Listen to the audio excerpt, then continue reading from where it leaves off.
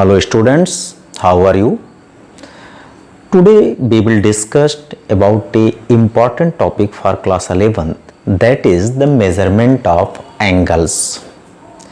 Measurement of angles trigonometry chapters को study करने के लिए एक बहुत ही इम्पॉर्टेंट टॉपिक है, जिसमें हम ये पता करते हैं कि किसी एंगल्स को मेजरमेंट करने के क्या क्या सिस्टम्स हैं, क्या क्या तरीके हैं, किसी एंगल का कॉन्सेप्ट कैसे हम सर्च आउट किए और कैसे एक सिस्टम्स के एंगल्स को दूसरे सिस्टम्स के एंगल्स में हम कन्वर्ट करते हैं, इन सब की स्टडी करने की कोशिश करेंगे।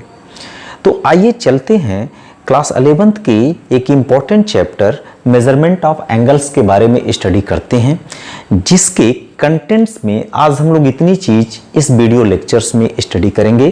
पहला, what is angle, second, sense of angles, तीसरा, राइट एंगल्स क्या होता है, चौथा, एंगल्स इन स्टैंडर्ड पोजीशन, कोई एंगल्स स्टैंडर्ड पोजीशंस में कैसे रख के मेजर की जाती है, उसका क्या तरीका है, क्या प्रोसेस है, उसको हम फॉलो करेंगे, उसकी स्टडी करेंगे।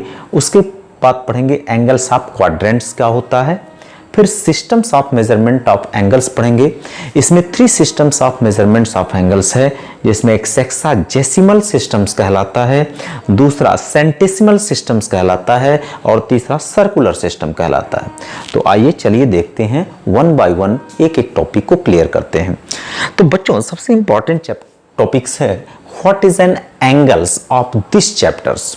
इस चैप्टर्स में सबसे पहले हम स्टडी करेंगे कि एंगल्स क्या होता है। बच्चों, क्लास 9th में आपने रे के बारे में पढ़ा था कि जब एक रे को हम ड्रा करते हैं तो उसमें इस तरह का एक एरो दिखाते हैं, जिसमें यह इसका एंड पॉइंट होता है और वन साइड में ये एरो हेड होता है जो आगे की तरफ बढ़ता रहता है। जब कोई भी रे इस एंड पॉइंट के अबाउट रोटेट करती है, बच्चों अगर ये एक रे है और अगर यह रे एक एंड पॉइंट के, अपने एंड पॉइंट के अबाउट रोटेट करती है, तो मे बी पॉसिबल ये रे ये इस डायरेक्शन में भी रोटेट कर सकती है और ये रे इस डायरेक्शन में भी रोटेट कर सकती है।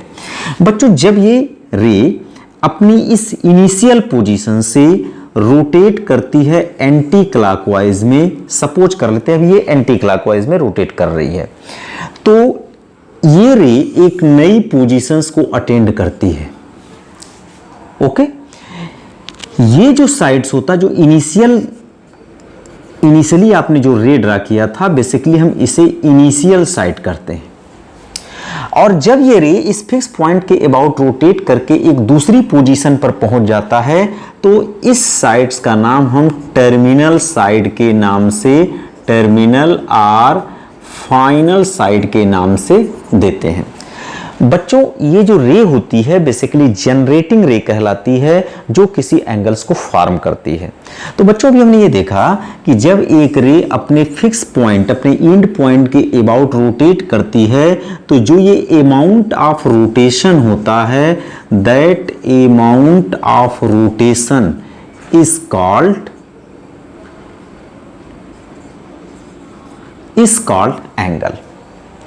अब बच्चों, जब ये रे एंटी क्लॉकवाइज डायरेक्शन में मूव करता है, जब ये रे एंटी क्लॉकवाइज डायरेक्शन में मूव करता है, तो जो ये अमाउंट ऑफ रोटेशन जिसको हमने एंगल का नाम दिया, ये एंगल पॉजिटिव माना जाता है। और अगर ये रे इस अपनी स्टैंडर्ड पोजीशन से, अपनी इनिशियल पोजीशन से क्लॉकवाइज डायरेक्शन में मूव करती है, that rotation is known as a clockwise rotation. Clockwise rotations में जो एंगल का मेजरमेंट होता है वो नेगेटिव होता है। अभी तक हमने ज्योमेट्री में जो एंगल के मेजरमेंट की बात करते रहे हैं, ज्योमेट्री में जो एंगल का मेजरमेंट होता रहा है वो हमेशा पॉजिटिवली होता है। लेकिन हम जब ट्रिग्नोमेट्री पढ़ने आते हैं तो यहाँ एंगल का मेजरमेंट पॉजिटिव भी हो सकता है और एंगल का मेजरमेंट नेगेटिव भी हो सकता है। जैसा कि बताया गया कि अगर आपका जनरेटिंग साइड्स, जनरेटिंग रेज अगर एंटी क्लॉकवाइज डायरेक्शन में मूव करता है तो जो एंगल्स होता है वो पॉजिटिव लिया जाता है, अगर वो क्लॉकवाइज डायरेक्शन में मूव करता है तो जो एंगल लिया जाता है वो निगेटिव होता है। बच्चों एक बात ध्यान देने की और है, अब इसमें एंगल्स के बाद हमने सेंस ऑफ एंगल्स पढ़ा, और सेंस ऑफ एंगल्स क्या है, वो यही है कि अगर जनरेटिंग रेज हमारी एंटी क्लॉकवाइज डायरेक्शन मूव कर रही है, angle will be positive, if they moves in a clockwise direction then angle will be negative. Now after angles and sense of angles what is the quadrant angle. बच्चों if you want to know about the right angles, हम जानते हैं कि अगर एक circle को draw करें और इसको 4 इक्वल पार्ट में डिवाइड कर दें, सेंटर के अबाउट 2 परपेंडिकुलर लाइन ड्रा कर दें, तो ये सर्किल 4 पार्ट्स में इक्वली डिवाइड हो जाता है। तो बच्चों जो ये है ये क्या कहलाता है, एक पार्ट जो कहलाता है that is known as a quadrant. और एक क्वाड्रेंट में जो एंगल फॉर्म होता है this angle is known as a right angle. बच्चों जब तक हम एंगल के बारे में नहीं जाना करते थे, एंगल के बारे में कोई जानकारी नहीं थी, तो शुरू में बताया गया कि अगर एक सर्किल को 4 पार्ट में डिवाइड कर दें तो एक पार्ट क्वाड्रेंट कहलाता है, और एक क्वाड्रेंट में जो एंगल फॉर्म होता है that angle is known as a right angle. So I think you know what is the right angle. Now next topic is angle in standard position. What is an angle in standard position? बच्चों जब हम किसी angles को major करते हैं तो अगर एक कोऑर्डिनेट सिस्टम हम बना लें x axis and y axis, अगर मैं जो रे लूं, जैसा कि हमने एक रे को अभी क्या किया, क्लॉकवाइज या एंटी क्लॉकवाइज हमने क्या किया, रिवॉल्व कराया, तो अगर इस रे को मैं एक्स एक्सिस के एलॉन्ग लूं जिसका एंड पॉइंट इन दोनों के क्रॉस सेक्शन अर्थात वर्जिन पे लाई करे, और इस एक्स एक्सिस के अबाउट इस एक्स एक्सिस और ये रे और इस रे का एंड पॉइंट जो हो वो क्या हो, वर्जिन हो, तो यदि ये रे ओ के अबाउट एंटी क्लॉकवाइज डायरेक्शन में इस तरह से मूव करता है तो कुछ न कुछ एंगल फॉर्म करता है। ये एंगल क्लॉकवाइज भी हो सकता है, एंटी क्लॉकवाइज भी हो सकता है। तो बच्चों जो एंगल का मेजरमेंट है, अगर हम एंगल को स्टैंडर्ड पोजीशंस में ले जाना चाहते हैं तो हम उसको एक क्वाड्रेंट सिस्टम पर लेके जाएं, एक कोऑर्डिनेट सिस्टम पर लेकर के जाएं, जिसमें उसके इनिशियल साइड को एक्स एक्सिस के एलॉन्ग रखें, उस रे के जो एंड पॉइंट को हो उसके ओरिजिन पर रखें। अब ये जो जनरेटिंग रे है, ये जनरेटिंग रे अपने इनिशियल पोजीशन से मूव करे तो जो एंगल बनता है that's angle is known as a angle in standard position. Now the next type is angle of quadrant. बच्चों जैसा कि हमने देखा कि ये जो इनिशियल जो जनरेटिंग रे थी अपनी इनिशियल पोजीशन से पहुंच करके टर्मिनल पोजीशन में पहुंची, तो अभी इस कोऑर्डिनेट सिस्टम के ये जो एंगल बन रहा है वो फर्स्ट क्वाड्रेंट में है, या ये और थोड़ा सा और मूव करती तो सेकंड क्वाड्रेंट में जाती, और थोड़ा सा मूव करता तो ये थर्ड क्वाड्रेंट में आता, और थोड़ा सा मूव करता तो ये फोर्थ क्वाड्रेंट में इस तरह से रिवॉल्व करके आता। तो जब एंगल किसी क्वाड्रेंट में बनता है, मतलब कोऑर्डिनेट सिस्टम्स के अलोंग्स बनता है, चाहे वो फर्स्ट क्वाड्रेंट में बने, चाहे सेकंड क्वाड्रेंट में बने, चाहे थर्ड क्वाड्रेंट में बने, चाहे फोर्थ क्वाड्रेंट में बने, तब हम ऐसे एंगल्स को कहते हैं angle of quadrant. Now what is the systems of measurement angles. बच्चों अभी तक हम लोगों ने पढ़ा कि एंगल्स क्या है। तो एंगल्स क्या है, जब एंगल्स क्या है, अमाउंट ऑफ रोटेशन है। किसका रोटेशन है, जब एक रे अपने एंड पॉइंट के अबाउट रोटेट करती है तो जो अमाउंट ऑफ रोटेशन बनता है that is known as a angle. अगर रे इनिशियल पोजीशन से एंटी क्लॉकवाइज डायरेक्शन में मूव करती है that angle is known as a positive. अगर वो क्लॉकवाइज डायरेक्शन में मूव करती है तो that angle is known as a negative. This positive and negativity of an angle represent the sense of angles. Now what is the right angles? जब हम एक circle को 4 पार्ट में डिवाइड कर देते हैं इक्वली, तो जो एक पार्ट होता है that part is known as a right angle. Now what is the angle in standard position? Angle in standard positions का मतलब होता है कि अगर हम एक कोऑर्डिनेट सिस्टम्स को ड्रा करते हैं और उस कोऑर्डिनेट सिस्टम के ओरिजिन पर रे का एंड पॉइंट रख दें और एक्स एक्सिस के एलॉन्ग रे को डिनोट कर दें, अब वो रे जो है जनरेट होकर के एंगल को जनरेट करके चाहे क्लॉकवाइज घूम करके चाहे एंटी क्लॉकवाइज घूम करके जो एंगल फॉर्म करती है that angle is known as a they are in present in standard position. मतलब इसको हम करते हैं कि एंगल जो है स्टैंडर्ड पोजीशन में है. फिर कहता है एंगल्स ऑफ क्वाड्रेंट. अब किसी कोऑर्डिनेट सिस्टम पर जो एंगल बनता है, चाहे वो एंगल फर्स्ट क्वाड्रेंट में बनता है, चाहे सेकंड में, चाहे थर्ड में, चाहे फोर्थ में, that angle is known as a angle of a quadrant. Now what is the systems of measurements of angles? बच्चों जब एंगल्स के मेजरमेंट की बात आई कि ये हम एंगल जो फॉर्म कर रहे हैं इसके मेजरमेंट के क्या क्या तरीके होंगे, तो हमारे यहाँ 3 सिस्टम्स फॉलो किए गए. सबसे पहले जो अब तक हम लोगों ने एंगल्स को पढ़ा है डिग्री में पढ़ा है. एंगल का जो मेजरमेंट्स का यूनिट है that is known as a degree. तो यहाँ पर आपको टोटल सिस्टम्स बताया गया है. There are 3 system that is sexagesimal, second is the centesimals and third is the circular system. तो बच्चों आइए सीखते हैं what is the sexagesimal system. In sexagesimal systems as you know, अगर हम एक सर्किल को ड्रा कर दें और इसको 4 इक्वल पार्ट्स में बांट दें, तो जो ये एंगल होता है that angle is known as a right angle. बच्चों अभी तक हम ये नहीं जानते हैं राइट एंगल का मेजरमेंट क्या है, लेकिन चूंकि हम लोगों ने पिछले क्लासों में पढ़ा है तो हम लोग कहते हैं कि this right angle is known as a 90 degree. It means it measurement is 90 degree. लेकिन बच्चों वो 90 डिग्री किस सिस्टम्स में बताया गया? तो वो 90 डिग्री बताया गया सेक्साजेसिमल सिस्टम में. सेक्साजेसिमल सिस्टम्स में मैथमेटिशियंस ने ये कहा कि जब हम एक राइट एंगल्स को 90 इक्वल पार्ट्स में, इस तरह से इसको कितने पार्ट में? 90 इक्वल पार्ट्स में. We can't divide here into 90 equal parts, लेकिन अगर हम इस एंगल्स को इस तरह से 90 इक्वल पार्ट्स में डिवाइड कर दें, इट मीन्स अगर एक राइट एंगल को हम लोग 90 इक्वल पार्ट्स में डिवाइड कर दें, 90 इक्वल पार्ट्स में डिवाइड कर दें, तो जो 1 पार्ट होगा, 1 पार्ट इज कॉल्ड 1 डिग्री. तो जो इसका बच्चों अगर ये 90 इक्वल पार्ट में डिवाइड कर दें तो इसका जो 1 पार्ट होगा that 1 part is called 1 degree and they are represented is like this.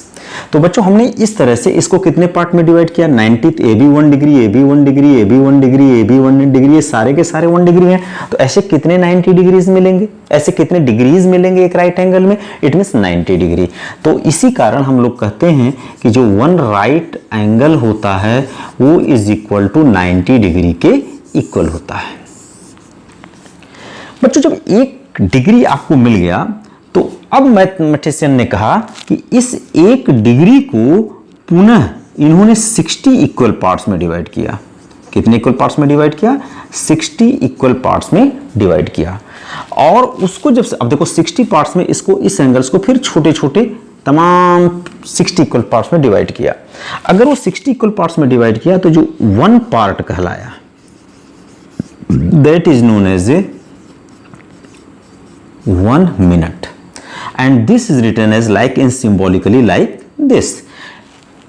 चूंकि इन्होंने 1 डिग्री को 60 पार्ट में डिवाइड किया और एक पार्ट 1 मिनट कहलाया, तो हम कह सकते हैं जो 1 डिग्री है कुल मिलाकर कितने मिनट हो गए? 60 मिनट हो गए. इसी तरह से बच्चों ये जो 1 पार्ट आया मीन्स 1 मिनट, इस 1 मिनट को फिर मैथमेटिशियन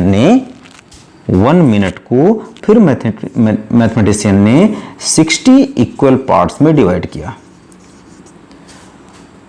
तो जो 1 पार्ट आया बच्चों वो 1 पार्ट कहलाया 1 सेकेंड. इसको क्या कहते हैं 1 सेकंड। इस तरह से 1 मिनट कितने इक्वल पार्ट में है 60 इक्वल पार्ट्स में है, और 1 पार्ट अगर 1 मिनट कहलाता है तो हम कह सकते हैं कि 1 minute is equal to 60 second. तो बच्चों एक इंपॉर्टेंट रिलेशन मिला। वह इंपॉर्टेंट रिलेशन क्या मिला कि 1 राइट एंगल, ध्यान दीजिएगा, 1